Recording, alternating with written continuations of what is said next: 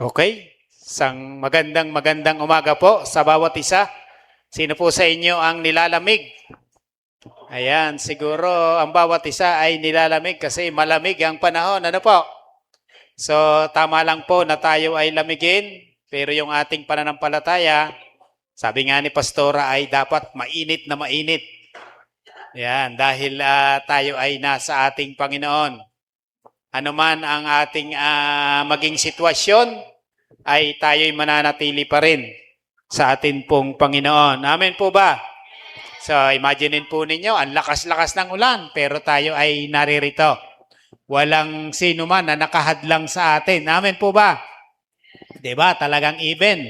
Ang mga anak natin ay dinala natin dito sa church para sila ay makapagpuri din sa ating Panginoong Diyos. Talaga pong nakaka-bless ang mga bata na nakikita po natin na nagme-memory verse. Amen po ba? Yan. Sino po sa inyo yung bata pa lang ay nakakapag-memory verse na? So, siguro po meron sa inyo na hindi dumaan doon. Pero, kumusta po naman ngayon? Ayan, kayo ba ay nagbabasa ng Bible? Ayan, kayo ba ay nagme-memorize ng salita ng ating Panginoong Diyos? Alam niyo po, sagana ng karunungan once na tayo po ay nagbubuklat ng Bible. Amen po ba? Yan, napakasagana ng karunungan once na tayo po ay nagbabasa ng salita ng ating pong Panginoong Diyos. Kasi nga po, ang salita po ng ating Panginoong Diyos, ito po ay mas higit pa sa ginto at pilak. Di po ba? Imaginein po ninyo, gaano kahalaga yung ginto at pilak. So, mas higit pa po doon ang salita ng ating pong Panginoong Diyos dahil nga po ito po ay buhay. Yan, ito po ay nakakapagpabago ng buhay. Imaginein po ninyo yung isang taong masama, pwedeng baguhin ng ating Panginoong Diyos at siya ay maging mabuting tao.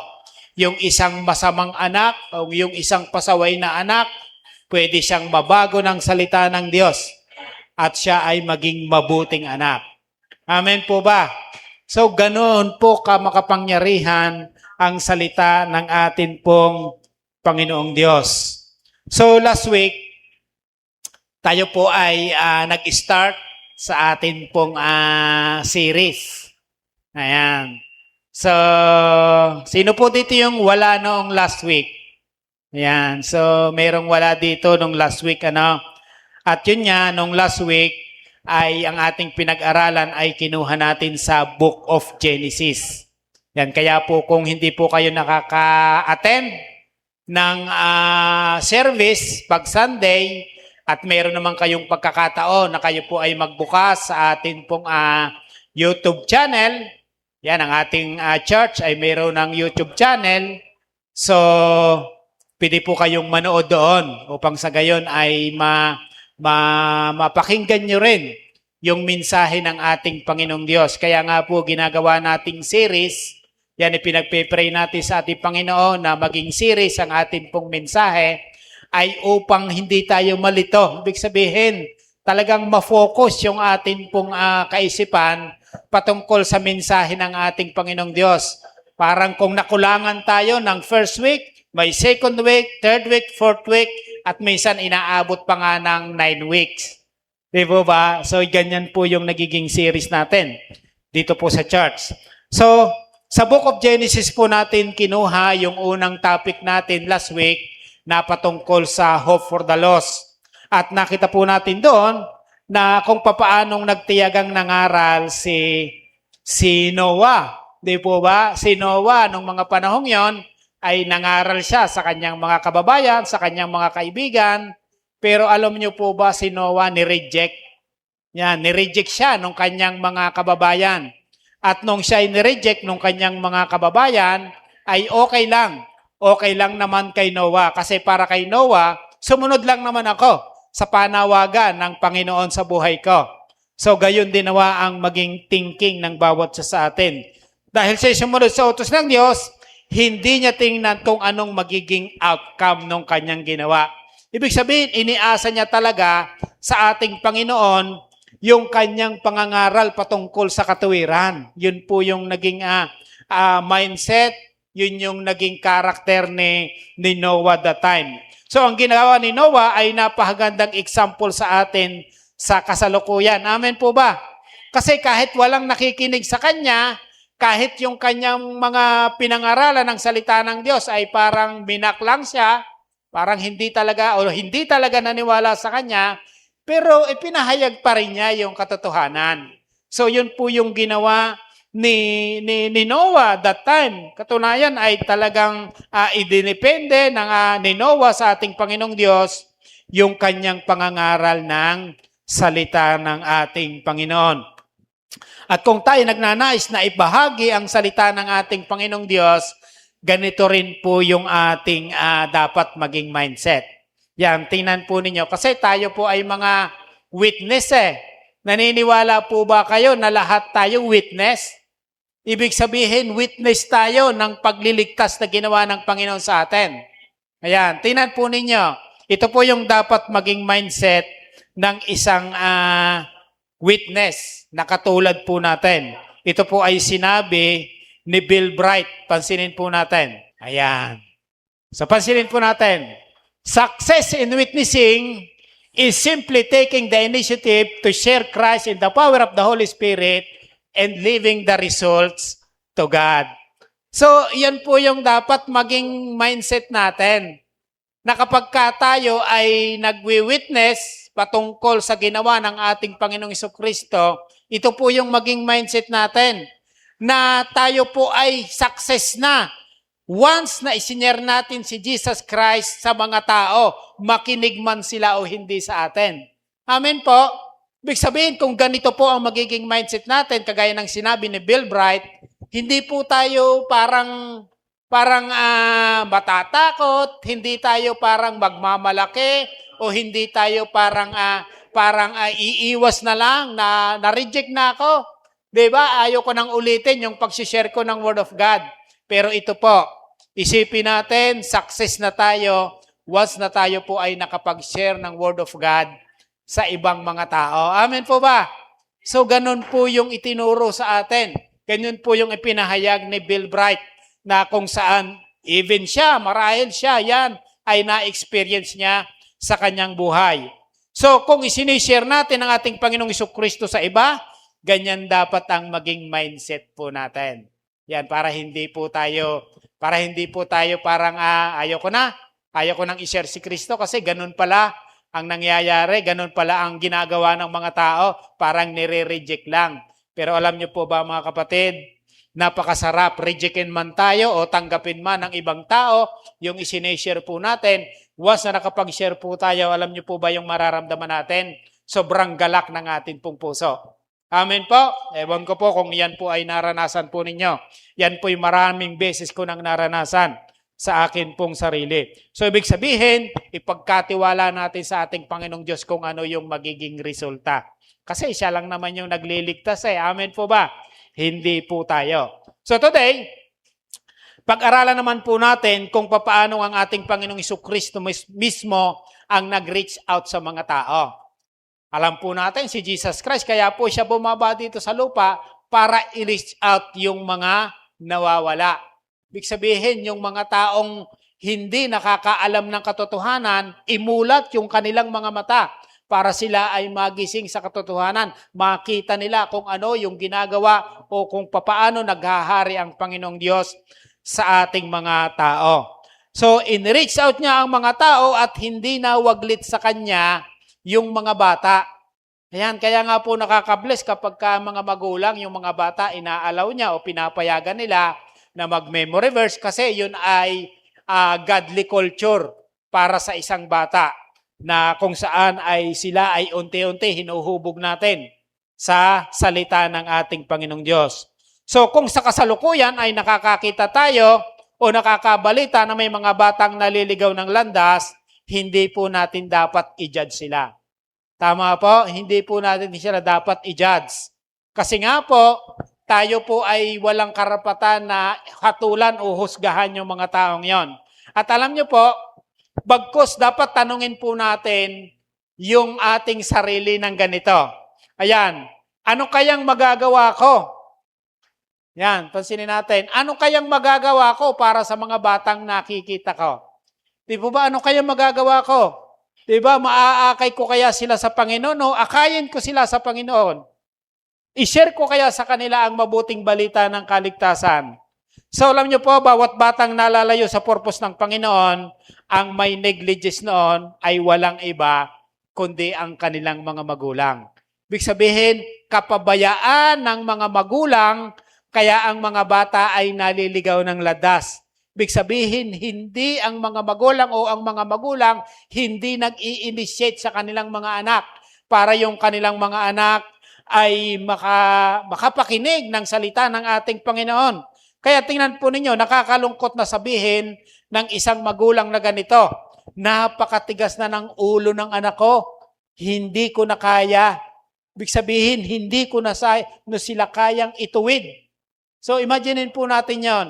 Yun po ay nakakalungkot na sabihin ng magulang. Alam niyo po ba kung bakit nagkaganon ang kanyang anak? Dahil una pa lang ay hindi na po niya na nasimulan na akayin ang kanyang anak para mapalapit sa Panginoon. Kaya ang may pagkukulang o ang negligence ay dapat ay isisi sa mga magulang at hindi doon sa batang naliligaw ng landas. Kaya many children are going astray today. Pansinin po natin. Ayan, maraming mga bata ang naliligaw sa kasalukuyan not because they have failed, but because their parents have neglected their responsibility to guide them. Di po ba? Tama po ba ito? Tama po ito. Maraming mga bata ngayon naliligaw kasi yung mga magulang, sila ay na-failed na akayin yung kanilang mga anak na kung saan para makarinig ng Word of God at yung responsibility nila, hindi po nila nagagawa sa kanilang mga anak. Imagine po ninyo, mga magulang, di po ba? Hindi na kayo yung magtuturo ng Word of God sa inyong mga anak. May magtuturo na. Ano na lang ang inyong gagawin? Di ba? Ano na lang gagawin natin? Yung dalhin sila sa mga Sunday school para sila ay maturuan ng Word of God. So yun na lang dapat ang maging trabaho ng isang magulang o ng mga magulang para sa kanilang mga anak. So yun po yung patuloy nating pag-aaralan sa umagang ito. So sige po, tayo po ay tumayo. At kung kayo po ay mayroong mga Biblia, ay makibukas po kayo sa Book of Mark. So sa Mark chapter 10, doon po natin makikita ang atin pong pag-aaralan. Ito po ay may kinalaman sa pag-reach out ng ating Panginoong Jesucristo sa mga bata. So tingnan po natin. Mark chapter 10, verses 13 hanggang 16. So ang sabi po diyan sa magandang balita, ang sabi po sa English Standard Version, ito po yung sinabi. And they were bringing children to him that he might touch them, and the disciples rebuked them. But when Jesus saw it, he was indignant and said to them, let the children come to me, do not hinder them, for to such belongs the kingdom of God. Truly I say to you, whoever does not receive the kingdom of God like a child shall not enter it. And he took them in his arms and blessed them, laying his hands on them. So purihin po ang banal na salita ng ating Panginoong Diyos. Tayo po muna ay manalangin. Mahal naming Diyos, pinupuri ka namin at pinapasalamatan. Kami ay nagpapasalamat sa inyo sapagkat sa kabila ng ganitong masungit na panahon, O Father God, ay kami ay binigyan mo pa rin, Panginoon, ng desire sa puso namin na kami po ay dumako sa lugar na ito upang kami ay sama-sama na magpuri at sumamba sa iyong dakilang pangalan.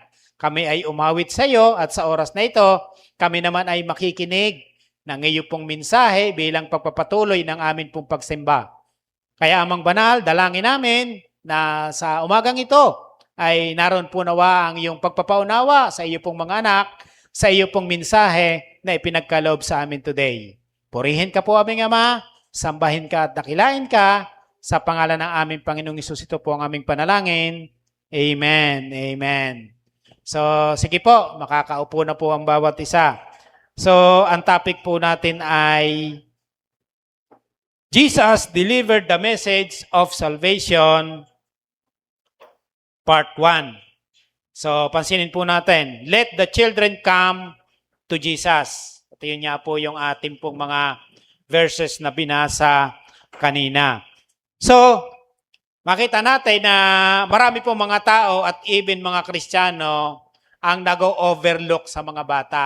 So, ibig sabihin, parang yung tingin sa mga bata ay hindi pa naman yun ang time nila.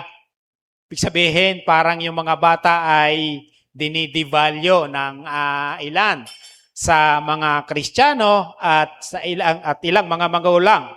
Para sa kanila, sila ay insignificant, difficult, or unimportant. Di po ba? Nakakalungkot po yon. Pero makikita natin na sa passage na binasa natin, kung papaano naroon yung concern ng ating Panginoong Jesucristo sa mga bata. Di po ba? Makikita natin na ang ating Panginoong Jesucristo ay naroon yung kanyang pagmamahal, naroon yung kanyang kagustuhan na i-bless yung mga bata. Kaya kung pag-aaralan natin mabuti ang buhay ng tao, alam niyo po ba may mga nagiging successful sa buhay? Di po ba? Mayroong mga nagiging mayayaman sa material na bagay, mayroong mga nagiging responsible na mga tao, at mayroon din nagiging mayaman sa spiritual na mga bagay. Alam niyo po ba, ang malaking factor po sa kanilang kalagayan o naging kalagayan ay walang iba kundi yung pag-aaruga ng kanilang magulang. Ibig sabihin, mabuting pag-aalaga ng kanilang mga magulang. Naging responsible yung kanilang mga magulang sa kanilang mga anak, kaya yung kanilang mga anak naging successful. Pero tingnan po natin, sa kabilang side naman,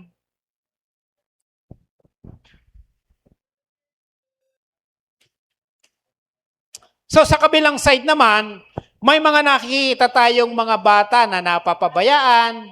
Di po ba, mga bata na nagiging irresponsible, sila ay nasasadlak sa mga addiction, di po ba, yung maling way ng pamumuhay, meron po tayong nakikitang ganoon.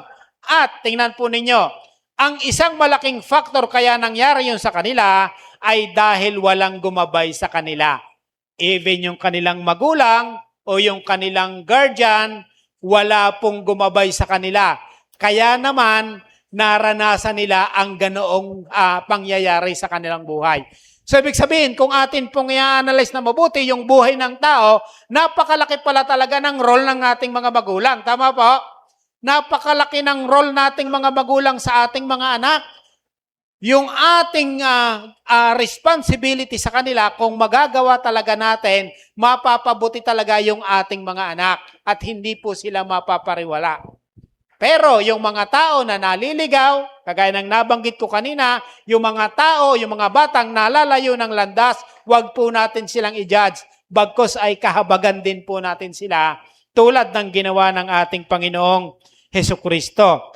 So dito sa message natin, ituturo nito sa atin kung bakit gano'n na lamang ang concern ng ating Panginoon sa mga bata. Di po ba? Makikita natin na naroon yung concern talaga ng ating Panginoon sa mga bata. So tingnan po natin. Sabi po dyan, see the children as precious. Tingnan po natin yung mga bata na sila ay mahalaga. Mahalaga sila, blessing sila. Diba, tingnan po ninyo, meron na po ba kayong nakitang mga magulang na hindi magkaanak?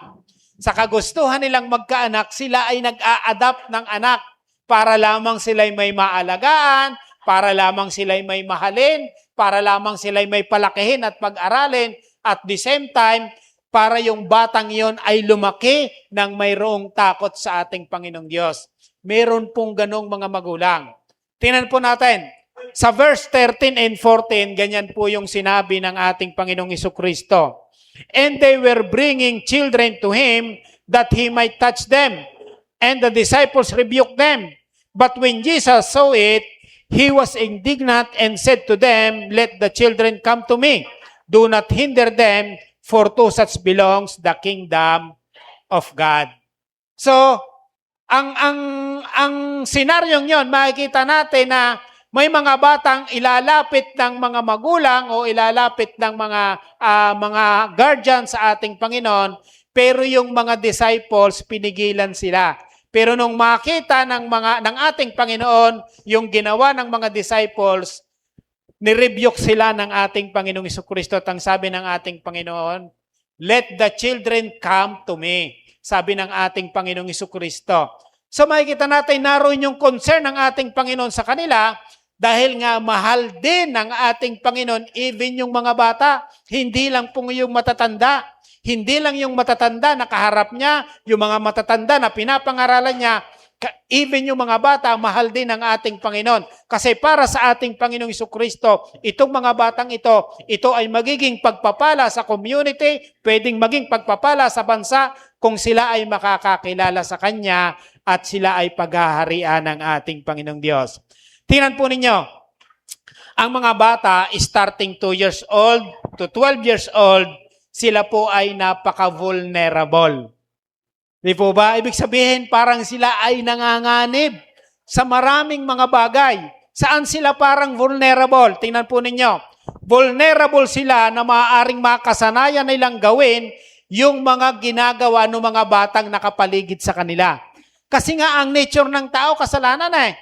Kapag ang isang tao napabayaan na hindi sila napangaralan habang sila ay bata pa, maa-adapt nila yung kultura ng mga gawain ng mga tao sa labas.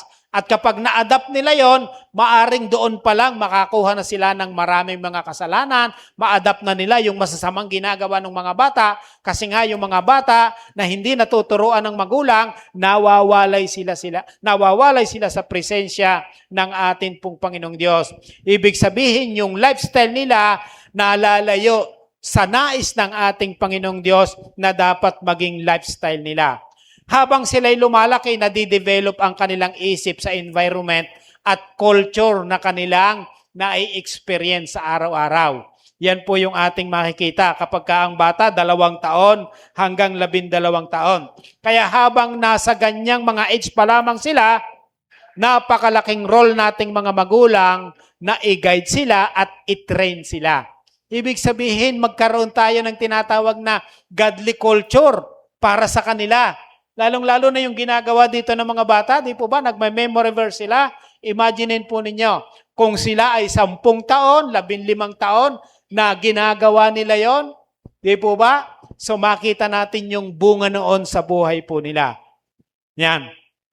Kaya dito dapat na mag-ingat ang maraming mga magulang dahil vulnerable nga yung mga bata sa maraming mga bagay na pwede nilang ma-adapt sa labas ng tahanan. Tingnan po ninyo. Yan. Anong best na dapat gawin ng mga magulang? Bring them to Jesus. Yun po yung the best na dapat gawin ng magulang sa mga anak o yung mga magiging magulang pa lamang. Yan ang dapat maging culture sa tahanan ng isang sambahayan. Tulad ng na-mention ko kanina, ang malaking factor kaya nagiging successful ang isang tao ay dahil malaki ang role ng kanyang mga magulang habang siya ay lumalaki pa lamang. Di po ba? Lalong-lalo na yung nanay. Ang nanay, siya talaga yung nurse ng kanyang anak. Siya talaga yung nag-aalaga sa kanyang anak pagkalabas pa lamang sa kanyang sinapupunan. Kung nais ng isang magulang na maging successful ang kanyang anak soon, ito ay napakagandang goal ng magulang. Di po ba? Ito ay napakagandang goal ng isang magulang. Lead and bring their children to Jesus. Di po ba? Kasi si Jesus lang naman ang makakapagpabago sa bata eh. Katulong tayong mga magulang, aakayin natin sila sa tamang landas. Ibig sabihin, talagang magkikreate tayo ng godly culture sa kanila at habang ginagawa natin yon, tinutulungan naman tayo ng ating Panginoon upang ang ating anak ay maging mabuting bata sa hinaharap. Yan, hindi po natin dapat na katatamaran. Kung tuturuan lang sila ng may kaugnayan sa academic, sa secular na mga bagay, posible na magkulang or uncertain ang kanilang success sa hinaharap. Hindi po yun kasiguruhan ng isang bata magiging mabuti. Di ba? Maraming mga bata, sobrang tatalino nila, pero sila naman ay lapastangan sa magulang. Di po ba? Merong ganong bata. Sagana sa academics, pero pagdating sa spiritual na bagay, empty sila. So, hindi po yon. Hindi po yun talaga ang makapagpapabago sa buhay ng isang bata. Kundi walang iba, kundi ang salita ng Diyos at ang godly culture na pwedeng gawin o dapat gawin ng mga magulang sa kanilang tahanan. Tingnan nyo, pero kung ang isang magulang ay magdi-decide na ilid ang kanyang anak kay Kristo, malaki ang chance na maging successful yung bata. Amen po? Kung ang mga magulang magsasacrifice, ililid ko ang anak kong ito para ilapit kay Kristo. So, napakalaki ng chance na yung anak na yon o yung batang iyon maging successful sa buhay. Yan, kaya nga po napaka-bless noong bata na yung magulang hindi naman kumikilala sa Panginoon, pero yung anak mismo talagang nagdidesisyon. Di ba? Alam niyo po yung isang bata kanina rito, yung nag-memory verse dito na nasa gitna. Alam niyo bang wala naman siyang kasamang magulang dito? Nakikisabay lang siya sa kapitbahay para lang siya makasamba rito. Nakaka-bless kasi nagme-memory verse pa siya. So, ibig sabihin, kung itong batang ito ay magpapatuloy, tingnan po natin yung kanyang hinaharap. Possible maging successful siya sa buhay. Tama po? Kasi magiging malinaw yung way na daraanan niya.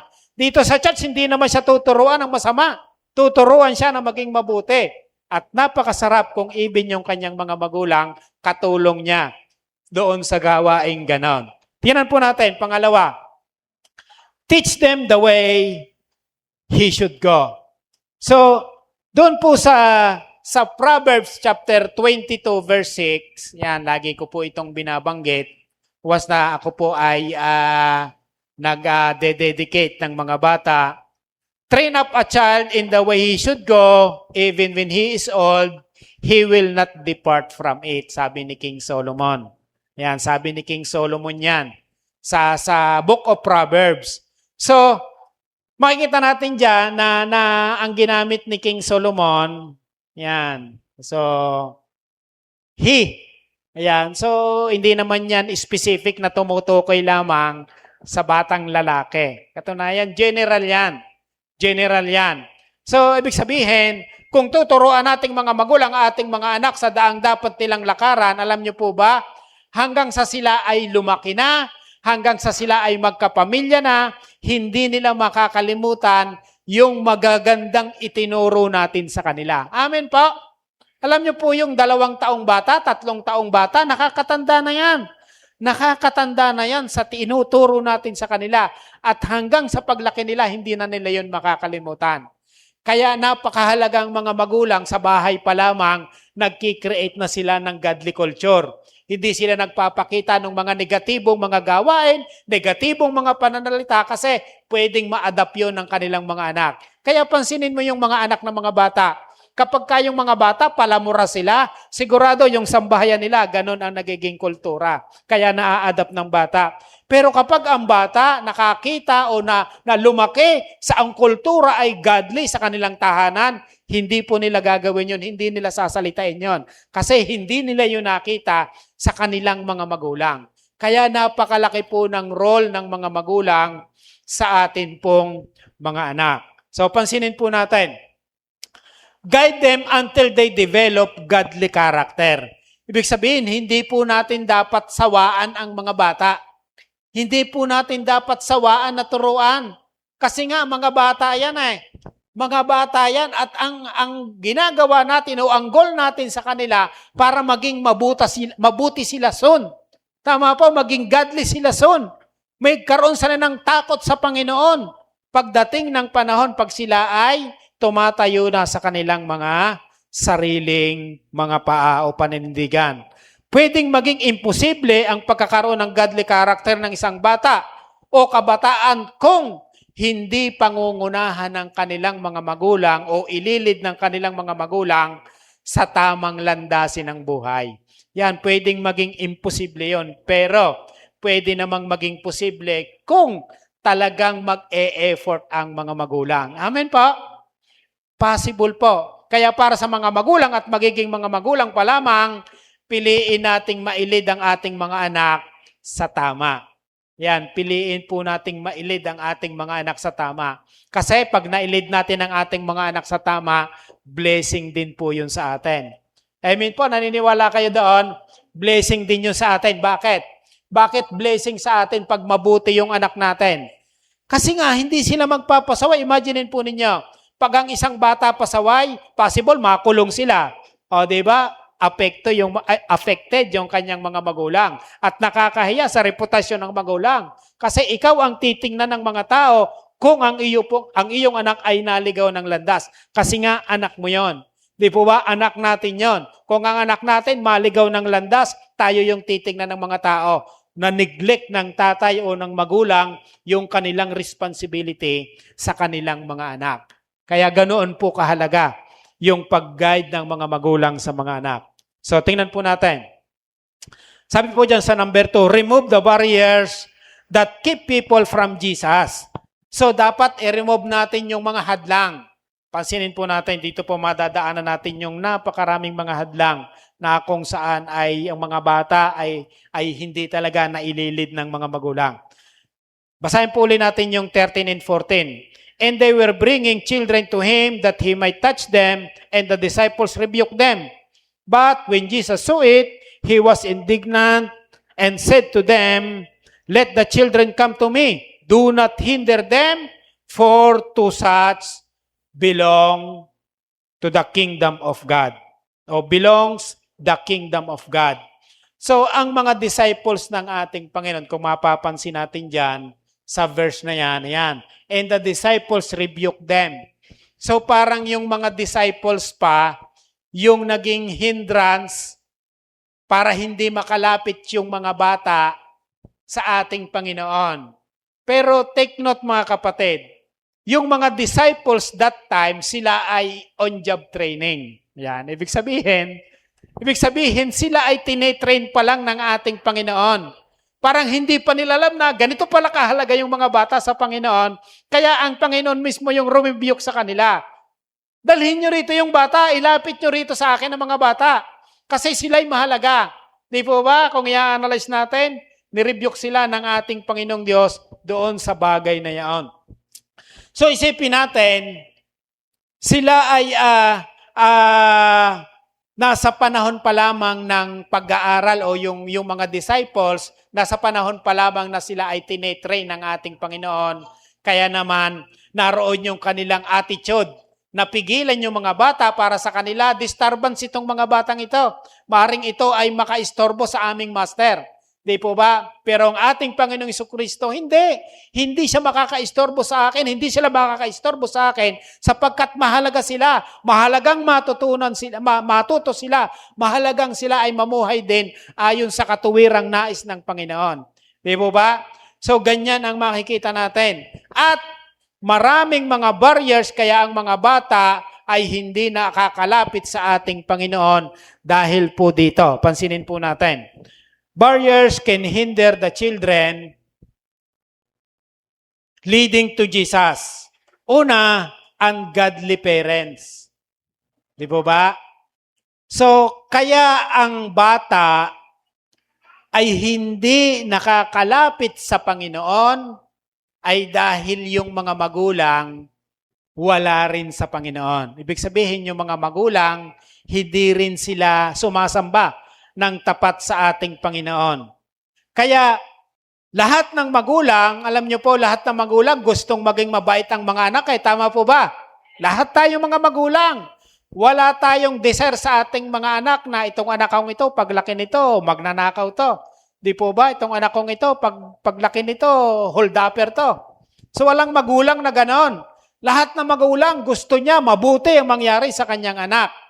Pero tingnan po natin, kung hindi naman mag-e-effort ang magulang sa anak, alam niyo po, impossible na yung anak ay makalakad ayon sa katuwirang nais ng Panginoon.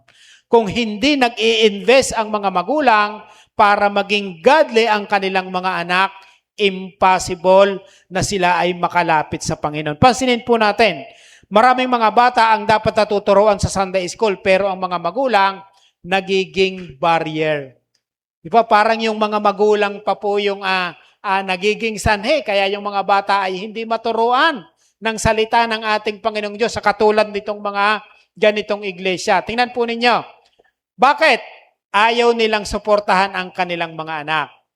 Sabihin, mayroong ganitong mayroong ganitong parang kaisipan na saka na lang kapag ka naging maluwag na yung schedule ko. Di po ba? Halimbawa, busy-busy ang mga magulang. Saka na lang kapag maluwag ang schedule ko, saka na lang kami magcha-church. So, ano pa? Kawawa naman, gigisingin ko ng napaaga ang aking anak para lamang mag-church. Alam niyo po ba, kapag ka ganon ang mindset ng mga magulang, unti-unti, hindi niya namamalayan, lumalaki na yung kanyang anak. At yung kanyang mga anak, nagiging iba na yung attitude ng anak. Ibig sabihin, iba na yung kultura na nakakagisna ng kanyang anak.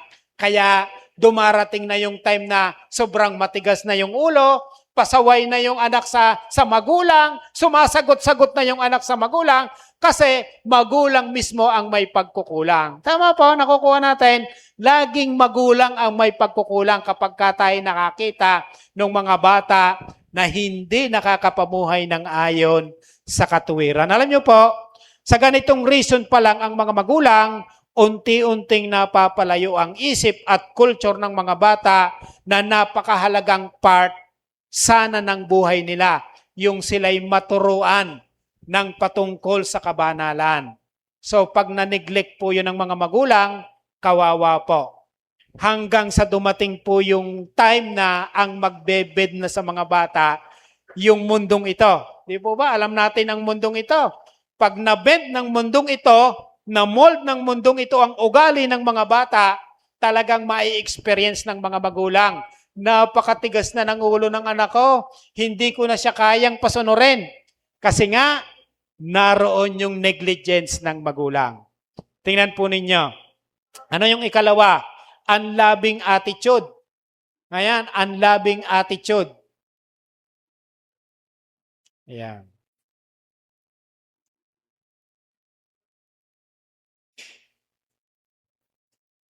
Pansinin po natin. Ito yung isang nagiging hindrance o barrier, kaya naman ang mga bata hindi nakakalapit sa Panginoon. Hindi totoong pagmamahal ng mga magulang sa kanilang mga anak, kaya nagiging hinder yun sa mga anak. Pansinin po natin. Pansinin po natin. Yung totoong pagmamahal sa anak, una, hindi tinotolerate yung anak sa gawaing mali. Tama po? Yung totoong pagmamahal ng magulang sa anak, hindi tinotolerate yung anak sa maling gawain. Ano pa? Ikalawa, yung ibinibigay yung lahat ng maibigan ng anak, material things, pero absent naman ang mas napakahalaga, yung spiritual things. So yun po yung isa na nagiging hindrance sa mga bata para sila ay maging mabuti soon. Yung hindi talaga totoong minamahal ng mga magulang ang anak. Ibig sabihin, mali yung pagmamahal na ipadarama ng magulang sa kanilang mga anak. Tingnan po ninyo, meron pong ganitong thinking ang magulang na gagawin ko ang lahat para sa aking anak. Gagawin ko ang lahat, ibibigay ko sa kanya ang lahat para lamang siya'y mapabuti. Pero kung ang magulang na neglect niya yung mas napakahalaga, yung ang anak niya ay ilapit sa Panginoon, failed pa rin po ang isang bata. Amen po, failed pa rin ang isang bata. Kasi ang spiritual things o yung spiritual na buhay ang napakahalaga sa buhay po natin, hindi yung material na bagay. Tingnan po ninyo, gaano ka-sure ang isang magulang na magiging mabuti yung kanyang anak once na ibigay niyang lahat yung material na bagay na gusto ng kanyang anak. Di po ba? Gaano ka-sure ang magulang? Hindi po siya sure na magiging mabuti ang kanyang mga anak. Pero kung ang isang magulang mag-e-effort talaga siya na akayin ang kanyang anak para sa pagsamba sa Panginoon, pagtuturo ng salita ng Diyos, pagkikreate ng godly culture sa sambahayan, yun po mga kapatid, napakalaki or very possible na yung bata maging godly pagdating ng panahon, maging success pagdating ng panahon. Amen po? So ganyan po yung makikita natin once na hindi po natin pinigilan ang ating mga anak o hindi natin pinigilan ang ating mga anak na lumapit sa ating Panginoon. Ano pa yung pangatlo? Lack of forgiveness. So may mga magulang na may hindi magagandang experience sa buhay dahil sa ganoong kanilang na-experience sa buhay, iyon po'y nai-impart nila sa kanilang mga anak. Di ba? Nai-impart nila kasi madilim yung pinagdaanan nila. So dahil madilim yung pinagdaanan nila, nai-impart yun sa kanilang mga anak. Kaya naman, nagiging routine na lamang yun. Ibig sabihin, ganito yung na-experience ng magulang, ganito na rin ang ma-experience ng anak. Which is wrong, mga kapatid. Kung ang magulang ay mayroong hindi magandang na-experience sa buhay, dapat baguhin niya ang kanyang lifestyle, baguhin niya ang kanyang mindset upang sa gayon, mawala yung curse sa kanyang buhay. Ibig sabihin, maputol. Ganito yung nangyari sa akin. Dumaan ako sa dilim na pamumuhay, pero ang anak ko, pipilitin ko na maging ganito ang kanyang buhay sa pamamagitan ng paglalapit ko sa kanya sa ating Panginoong Jesucristo. Di po ba? Napakagandang mindset kung ganun po. At pang-apat, mga kapatid, our unwillingness to reach people who are different from us. So isang hinder po yan, mga kapatid. May mga taong iba ang pagtingin sa kapwa kaysa sa pagtingin ng ating Panginoon. Ibig sabihin, alam niyo po ang ating Panginoon, ganito po siya. Ang ating Panginoon, kahit anong uri ng tao, anong lingwahe, anong kulay, anong ugali, welcome sa ating Panginoon. Amen po? Ganyan po ang ating Panginoon. Kasi nilikha niya yan eh. Walang nilikha ang ating Panginoong Diyos na kapag lumapit sa Kanya, itataboy niya. Wala pong gano'n, hindi po gano'n ang ating Panginoong Diyos. Ang Diyos ay Diyos ng pag-ibig. Ina-apply niya yung kanyang pag-ibig doon sa mga tao na nakakagawa ng kasalanan, which is hindi naman yun ang design ng Diyos talaga sa ating mga tao. Ang design ng Diyos talaga sa atin, tayo ay Christ-like character, Christ-likeness. Ibig sabihin, katulad tayo ng Diyos. Yun yung kanyang original design sa atin. Hindi original design ng Diyos sa atin, yung tayo'y maging sinful nature. Hindi po, mga kapatid, nga lamang dahil sa pagkakasala ng naonang tao, kaya naging sinful tayo. Yun po. Kaya tingnan po natin. Ang pagtingin ng ating Panginoong Diyos sa mga tao, iba sa pagtingin po natin. Pero alam niyo po ba si Apostle Paul, pinatotohanan po niya yung mga salitang yan. Pansinin po natin. 2 Corinthians chapter 5, verses 15 hanggang 17. Tingnan po dyan, namatay siya para sa lahat, upang ang mga nabubuhay ngayon ay huwag nang mabuhay para sa sarili, kundi para kay Kristo na namatay at muling nabuhay para sa lahat. Pansinin po natin. Sabi po dyan, kaya ngayon, ang pagtingin namin sa bawat tao ay hindi nabatay sa sukatan ng tao. Yan, kasi ang sukatan ng tao, judgmental kasi tayong mga tao eh. Pero ito ay mababago once na tayo po ay binago na ng Panginoon. Pansinin po natin yung pangalawang verse. Sabi diyan, sabi doon sa B, 16b, noong unay ganoon ang aming pagkakilala kay Kristo, ngunit ngayon ay hindi na. Kaya't kung nakipag-isa na kay Kristo ang isang tao, isa na siyang bagong nilalang. Wala na ang dati niyang pagkatao sa halip, ito'y napalitan na ng bago. Paano po yun, mga kapatid? Tingnan po ninyo. Dati, ang thinking nating mga tao, ang tingin nating mga tao sa ating kapwa, minsan nagdi-discriminate natin ang ating kapwa. Minsan may itinatangi tayo. Diba? Ay, hindi natin kakulay yan. Ay, hindi natin kalingwahe yan. Di po ba? Ay, hindi natin kababayan yan. Di po ba? So, doon pa lamang sa bagay na yon, meron ng discrimination. Pero ang ating Panginoon, anuman ang lingwahe, kulay ng tao, maitim man yan, maputi man yan, yun ay welcome pa rin sa ating Panginoon. Dahil nga, lahat ng tao may kaluluwa, may spirit, may katawan. Amen po? Yun po yung likha ng Diyos sa bawat sa atin. Kaya once na nabago ang isang tao, bago na rin ang kanyang mindset and behavior. Nagiging Christ-like character, Christ-likeness. Ibig sabihin, natututo na tayong magmahal. nagiging mapagmahal na rin tayo sa ating kapwa. Anuman ang kalagayan ng ating kapwa. Pansinin po ninyo, don't become the reason people cannot experience Christ. Instead, be the reason they are led to experience the presence of God.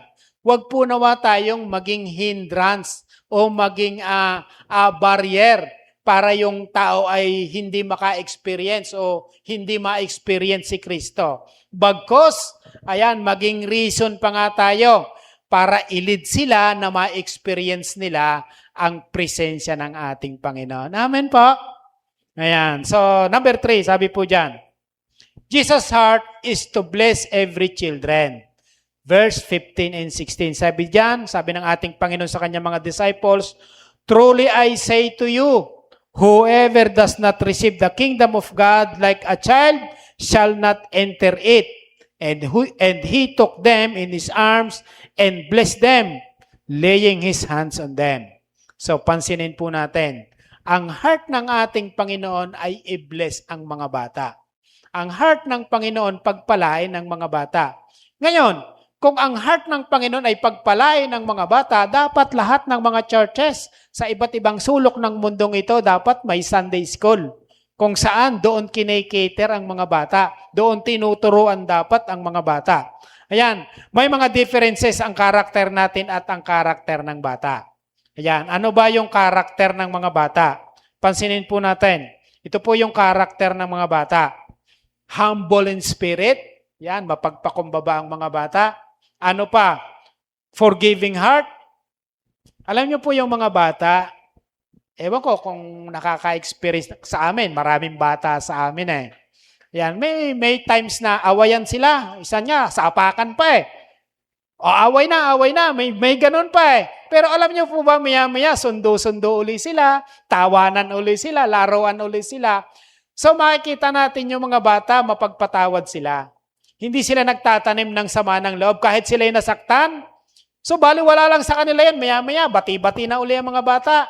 So ganyan ang puso ng mga bata. Kaya nga ang sabi ng ating Panginoong Jesucristo, sabi doon, whoever does not receive the kingdom of God like a child shall not enter it. Kung hindi raw natin magiging kaugali yung mga bata sa pagtanggap sa kaharian ng langit, hindi rin tayo makakapasok sa kaharian ng langit. Ano po ba yung opposite ng ugali natin sa mga bata? Prideful po tayong mga bata. Tama po? Hindi po tayong mapagpatawad. Tayong mga matatanda, hindi tayo basta mapagpatawad. Minsan, taon na yung kasalanan sa atin ng ating kapwa, hindi pa natin mapatawad. Parang sobrang binibilog pa natin sa isip natin, binibilog pa natin sa puso natin yung kasalanan ng ating kapwa na dapat sana'y pinatawad na natin. Amen po. Ganyan po yung mga matatanda katulad natin. Pero, once na tayo nasa ating Panginoon, tinuturoan naman tayo na tayo ay maging mapagpatawad. Why? Sabi ni Jesus Christ, kung hindi kayo magiging mapagpatawad, hindi rin patatawarin ng inyong Ama sa langit ang lahat ng inyong mga kasalanan. So may kondisyon, tama po? Patawarin mo ang iyong kapwa para patawarin ka sa iyong mga kasalanan. Ganon lamang po yon. Ganon kasimple ang itinuturo ng Panginoon. Kung hindi ka mapagpatawad, nangangahulugan, sobrang matigas ang puso mo. So hindi rin kita patatawarin sa iyong kasalanan. Di po ba? So, yun yung makikita natin sa ugali ng mga bata. Ano pa? Ignorance in terms of sinning. Yan, pansinin po natin. Sila ay ignorance pagdating sa paggawa ng kasalanan. Hindi nila alam yung kasalanan, hindi nila alam yung mga bagay na maaring makasakit sa kanyang kapwa. Ignorant sila sa bagay na yon. Kaya naman kapag sila'y nasaktan, parang ignorant din sila. Di ba parang ignorant sila? Bari wala lang ito sa akin. Sige, laro lang tayo. Okay lang yon, okay lang yon. So, ganyan ang mga bata. Ganyan ang ugali ng mga bata. Pasan po natin. So, a child represents dependence, humility, trust, and receptiveness. So pag sinabing receptiveness, ito ay katanggap-tanggap. So yan po yung mga bata. Para sa ating Panginoon, hindi magiging katanggap-tanggap ang sino man sa kaharian ng langit hanggat hindi nagiging katulad ng ugali ng mga bata. So pansinin po natin. Yan, sabi diyan, children are not only for blessing, they are also examples of how we must enter the kingdom with a childlike faith, not with a childish faith. We must come to God with a faith that trusts God just like a little child trusts his father and leave all the problems up to daddy. So sabi po doon sa the enduring word. So makita natin na yung bata, yung ugali ng bata, yung lahat ng kanyang mga alalahanin at mga problema, ibinibigay niya sa kanyang daddy. Tama? Pansinin po ninyo. 'Di ba? Sino sa inyo yung may naging anak na bata pa and then mayroon kayong ref sa tahanan? 'Di ba yung mga bata? Walang ano-ano, bukas lang siya sa ref. 'Di ba? Kukuha ng kung anong gusto niya. 'Di ba? Isasarado niya yung ref. 'Di ba? Isip ng bata, mayroon akong kakainin dito. 'Di ba? Mayroon akong kukunin dito. Naroon yung kanyang pagtitiwala sa kanyang sarili na hindi siya mabibigo sa kanyang pagbubukas ng ref at siya ay may kukuhaning pagkain sa ref. Nag-aalala ba ang bata doon sa ilalagay sa ref? Di po ba? Hindi. Basta para sa kanya, kukuha na lamang siya. So, ganyan ang ugali ng bata. Lahat ng kanyang mga alalahanin, iyon ay ibinibigay niya sa kanyang daddy, sa kanyang tatay. Ayan.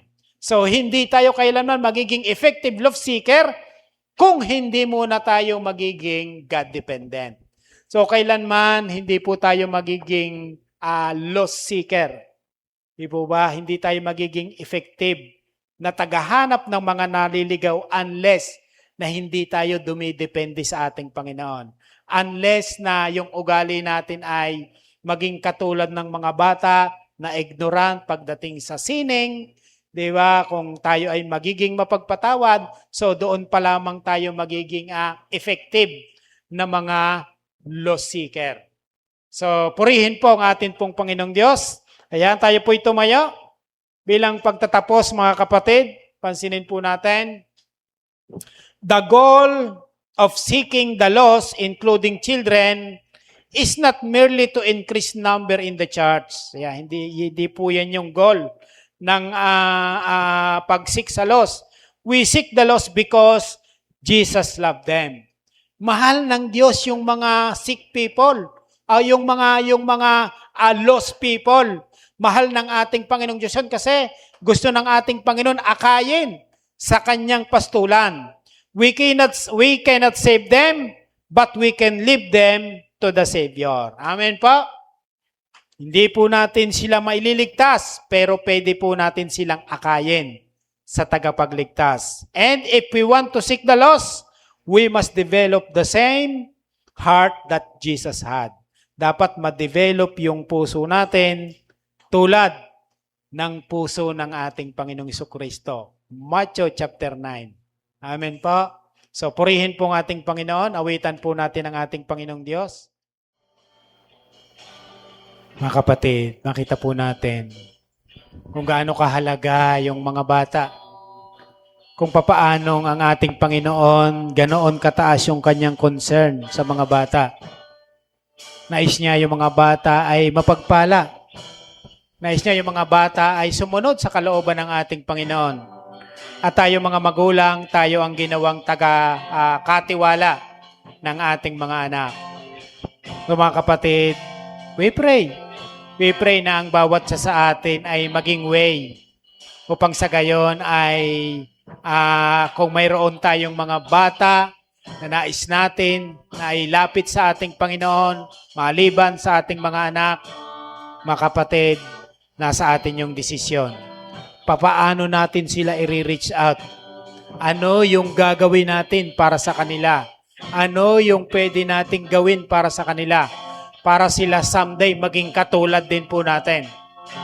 Mga kapatid, napakasarap na yung bata nakikita natin lumalaki na mayroong takot sa ating Panginoon. Amen po? Kung nakakakita tayo ng bata na lumalaking may takot sa Panginoon, iyon ay napakalaking pagpapala una sa kanyang pamilya at malaking pagpapala sa iglesia ng ating Panginoon. Dahil someday, itong mga batang ito, sila'y magiging discipler din. Big sabihin, sila'y mag-i-encourage din ng kapwa mga bata na yung kanilang magandang testimony sa buhay, iyon ang magiging testimony nila sa ibang mga kabataan na mai-experience nila. Mga kapatid, we pray na bawat sa atin ay maging way upang tayo po ay maging instrument ng ating Panginoon para ilapit, yes, hindi lang mga bata, even yung mga kabataan, mga nanay, mga katatayan, mga kapatid. Tayo po mismo. Kasi iyon po yung ibinigay, yun po yung iniwan na gawain ng Panginoon na dapat ipagpatuloy natin. To seek the lost, to share the gospel to the lost, para sila ay mamuhay ayon sa kalooban ng ating Panginoon. Father God, nagpapasalamat po kami. Salamat po sa iyo pong mensaheng ipinagkaloob sa amin. Sa pamamagitan ng iyong mensaheng ito, O Diyos, pinalakas mo po yung loob po namin na even ang mga bata, O Diyos, hindi po namin sila i-discriminate. Hindi po namin sila tingnan na para silang mga unimportant people. Bagkus tingnan po namin sila, Panginoon, na sila'y precious sapagkat sila'y nilikha mo rin. Kami dumaan din sa pagkabata at mayroon din pong nagmahal sa amin. Kaya kami ay nagagamit mo para sa iyong ministering ito. Kaya aming Amang Banal, lahat kami na iyo pong mga anak sa iglesyang ito, Father God, gamitin mo po nawa kami mightily upang ang amin pong sarili, O Diyos, ay patuloy din na maging instrumento mo upang i-reach out yung aming mga anak, i-reach out yung aming mga mahal sa buhay, ang aming mga kaibigan, at akayin, O Diyos, sa pagsamba sa iyo. Narito po kami, Panginoon. Huwag mo po nawang hayaan na mapagod kami sa gawain ito, bagkus pasaganain mo po yung kagalakan mo sa puso namin. Sapagkat kung mapupuno ng kagalakan ng puso namin, Father God, bubukal ang magagandang desire sa puso namin at kami malayang makasusunod ayon sa nais mo sa buhay po namin.